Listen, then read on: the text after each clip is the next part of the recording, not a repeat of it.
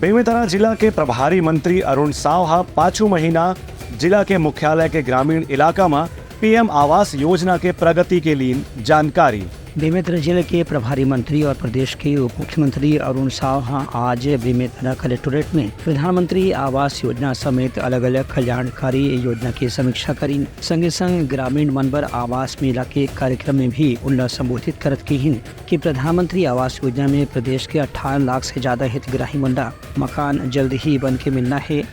में तेज गति से निर्माण कार्य चलत है। वहीं केंद्र सरकार से मिलने वाला राशि और राज्य सरकार के अंश योगदान भी ये योजना में शामिल हो चुके हैं। एक स्थिति जल्द से जल्द मकान मन के निर्माण पूरा होते ही हितग्राही मंडा मकान के चाबी सौंप दी जाए। ये कार्यक्रम में राज्य सरकार के मंत्री दयालदास बघेल भी शामिल हुए।